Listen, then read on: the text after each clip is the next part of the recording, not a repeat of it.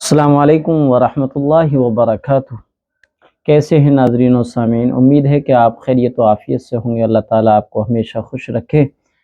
تو اللہ تعالیٰ کے ہم بندے ہیں اور اللہ تعالیٰ کے بے شمار انعامات، بے شمار نعمتیں ہم پر دن و رات برس رہی ہوتی ہیں، اور ان بے شمار نعمتوں اور برکتوں اور انعامات میں سے ایک نعمت اور انعام یہ ہے کہ اللہ تبارک و تعالیٰ نے ہمارے لیے رات کو بنایا، دن کو بنایا، اور رات اور دن کو نہ صرف بنایا بلکہ رات اور دن کو بنا کر اس کا استعمال بھی سکھایا۔ قرآن کریم میں بتایا وَجَعَلْنَا اللَّيْلَ لِبَاسًا وَجَعَلْنَا النَّهَارَ مَعَاشًا، ہم نے اے انسانوں تمہارے لیے رات کو آرام کی چیز بنائے۔ تھکان ہو جاتی ہے، تم سو جاؤ، رات میں آرام کر لو، تمہاری تھکان دور ہو جائے گی۔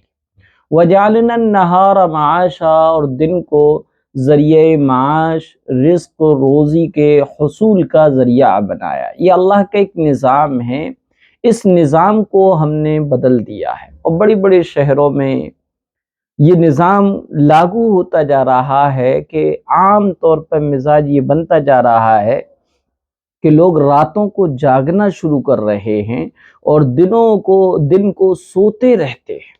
ایک عجیب سا فطرت کے خلاف ایک نظام دیا ہے کہ راتوں میں جو ہے جاگنے کا مشغلہ بنا لیا اور دن چڑھے تک سونے کا اپنا معمول بنا لیا۔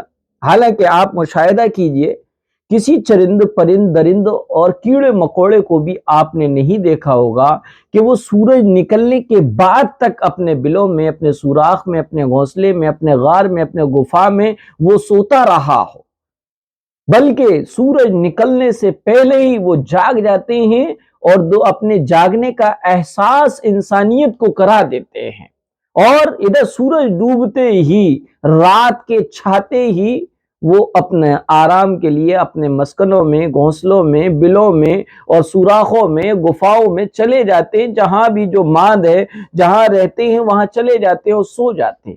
اللہ کے اس نظام کو حقیقت میں انسانوں کے علاوہ تمام جانوروں نے قائم و دائم رکھا ہے، لیکن ایک انسان ہے کہ اللہ کے نظام میں یہ رخنہ اندازی کرتا ہے اور اس کے خلاف ایک نظام بنا کر اپنی زندگیوں کو دشواریوں میں، مشکلات میں پھنسا لیتا ہے، اور خود بھی پریشان ہوتا ہے اور اپنی زندگی کا سکون بھی برباد کرتا ہے۔ آئیے دیر سے دیر تک سونے والوں کے لیے میں آپ کو ایک واقعہ بتاتا ہوں۔ واقعہ یہ ہے کہ ایک شخص حضرت ابراہیم بن ادہم رحمت اللہ علیہ سے بحث کر رہا تھا کہ برکت نام کی کوئی چیز نہیں ہوتی، برکت وغیرہ کچھ نہیں ہوتی۔ حضرت ابراہیم بن ادہم رحمت اللہ علیہ نے اس شخص سے فرمایا، تم نے کتیا اور بکری کو دیکھا ہے؟ وہ شخص بولا، ہاں میں نے دیکھا ہے۔ حضرت ابراہیم بن ادہم نے اس شخص سے پوچھا، کتیا اور بکری میں زیادہ بچے کون جنتا ہے؟ وہ بولا کتیا۔ آپ نے فرمایا، یعنی حضرت ابراہیم بن ادہم نے فرمایا، تمہیں بکریاں زیادہ نظر آتی ہیں یا کتے؟ وہ شخص بولا بکریاں۔ حضرت ابراہیم بن ادہم رحمت اللہ علیہ فرماتے ہیں، حالانکہ بکریاں ذبح ہوتی ہیں مگر پھر بھی کم نہیں ہوتی، تو کیا یہ برکت نہیں ہے؟ اسی کا نام برکت ہے۔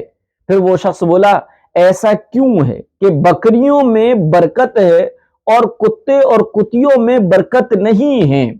اس کا ریزن کیا ہے؟ تو حضرت ابراہیم بن ادہم رحمت اللہ علیہ نے فرمایا، بکریاں رات ہوتے ہی فوراً سو جاتی ہیں اور فجر سے پہلے اٹھ جاتی ہیں، اور یہی نزول رحمت کا وقت ہوتا ہے، یہی وہ امت محمدیہ کے رزق کی برکت کے آسمان سے اترنے کا ٹائم اور وقت ہوتا ہے، لہذا ان میں برکت حاصل ہوتی ہے۔ اور کتے اور کتیاں وہ رات بھر بھونکتے ہیں، پھر فجر کے قریب سو جاتے ہیں، لہذا وہ اللہ کی رحمت اور برکت سے محروم ہوتے ہیں، اس لیے ان کی تعداد کم ہوتی ہے۔